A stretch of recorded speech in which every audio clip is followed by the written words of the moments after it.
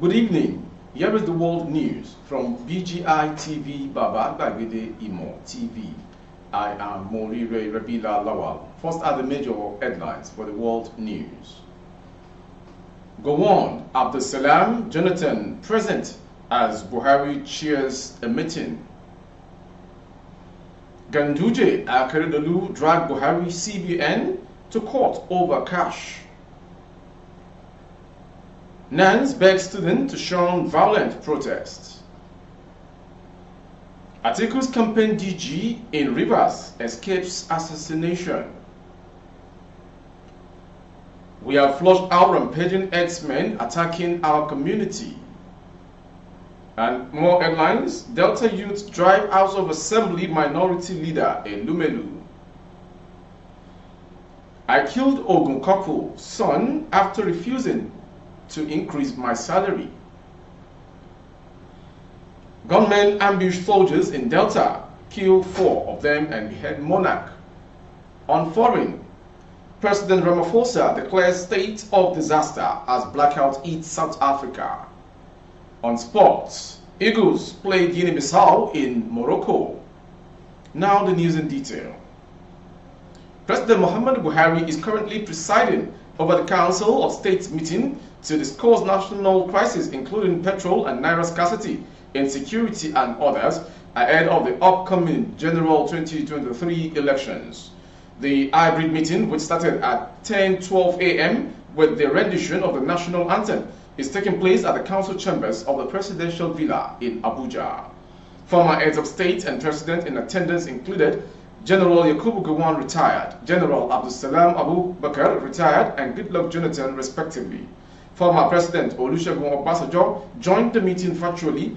Others who joined online were Sokoto State Governor and Chairman of Nigeria Governors Forum, NGF, Aminu Waziri Tambuwa, KB State Governor and Chairman of Progressive Governors Forum, PGF, Abubakar Atiku Bagudu, Plateau State Governor and Chairman of Northern State Governors Forum, Simon Lalong, Ebonyi State Governor David Umahi, Kogi Governor Yaya Bello, Osun State Governor Ademola Adeleke, Jigawa State Governor Abubakar Badaru, and Ogun State Governor Dapo Abiodun. Moving on to the next story. The Ondo State government has filed a suit before the Supreme Court of Nigeria, Abuja, against the federal government in respect of the directive issued through the Central Bank of Nigeria limiting daily cash withdrawals from banks.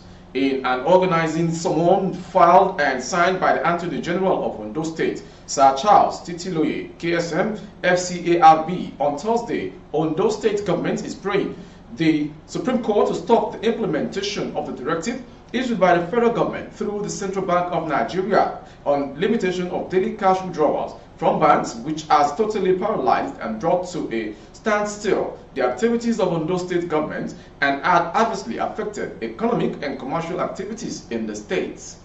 Ondo State government contended that the guideline on daily maximum cash withdrawal made by the federal government is an infraction on the legal right of Ondo State government and its citizens to access funds for execution of developmental projects, small credit facilities to petty traders, and highly detrimental to daily commercial activities in the states. Moving on to the next story. The National Association of Nigerian Students, NANS, has appealed to both students and other youth to shun violent protests against the naira fuel scarcity. The Ogun State Chairman of NANS, Damilola Simon, made the appeal at a press conference in Abeokuta yesterday. Simon appealed to the youth and Nigerians at large to be more patient with the federal government over the situation. According to the body, the federal and state government are putting measures in place to put an end to the issue. He said it is important for students not to engage in any protest that would affect the growth and development of the country, saying the safety of life and property should be a priority. The Ogun NANS chair said the student constituency in Ogun jointly signed a notification that we will be taken to the street and protesting the activities of the Nigerian government, ranging from the hoarding of the new naira notes and fuel. Within the last few days, we have been silent on the protest, not because we were intimidated or coerced. Going to River State, The Director General of the People's Democratic Party, PDP, Presidential Campaign Council in Rivers State, Dr. Abiye Sekibo, escaped assassination on Thursday. It was learned that gunmen dressed in police uniform opened fire on Sekibo's Land Cruiser bulletproof jeep at Rainbow Town in Port Harcourt, where he went to inspect the venue of a proposed presidential rally of the party. Confirming the incident at a news briefing, Sekibo said his car was riddled with bullets and the venue of the proposed rally set on fire while policemen watched the inferno. He said, "As we approached the site, those policemen who were watching the fire opened fire on our vehicle. I looked at the Hilux vehicle. There were police Hilux vehicles attached to the governor of Rivers State." And to the next story this hour. Ondo State Commander of the Security Outfit, codenamed Amotekun, Chief Adetunji Adeleye, said that the rampaging herdsmen that attacked some communities in the northern areas of the state have been flushed out of the state. Adeleye said that normalcy has therefore returned to the affected communities after 2 weeks of renewed attacks. The herdsmen have continued to attack some communities in the northern senatorial district, which shares borders with neighboring states. Recall that the herdsmen attacked 3 communities, Imoru, Arimogija, and Molige in Ose, the council areas of the state, killing some farmers, destroying hectares of farmland, setting ablaze, and allegedly making love with some women. The locals allege that the recent attack was triggered by an effort by farmers in the 2 communities to repel the continued wanton destruction of their crops by the rampaging herdsmen. Speaking on the recent attack, the Amotekun boss said that normalcy has returned to the communities after the intervention of security agencies in the states. To Delta State. Aggrieved youth of Adonte and agrarian community in the Aniocha South local government area of Delta State have chased away the minority leader of the House of Representatives and member representing Aniocha and Oshimili Federal Constituency in the lower chamber, Ndudi Elumelu, from their community. SAR reporters gathered that trouble started when the federal lawmaker and his campaign team on Friday went to the community for a rally. However, he was confronted by angry youth who barricaded the road and drove him and his campaign team away. One of these visibly angry youth, who simply identified himself as Amechi, told SAR reporters that their grievances against the federal lawmaker stemmed from his failure to deliver the dividends of democracy for over 20 years that have been voting for him. Ndidi Elumelu is a big monumental failure. He's greedy and selfish. He's seeking a 4th term without any visible dividends of democracy to show for it in its own community.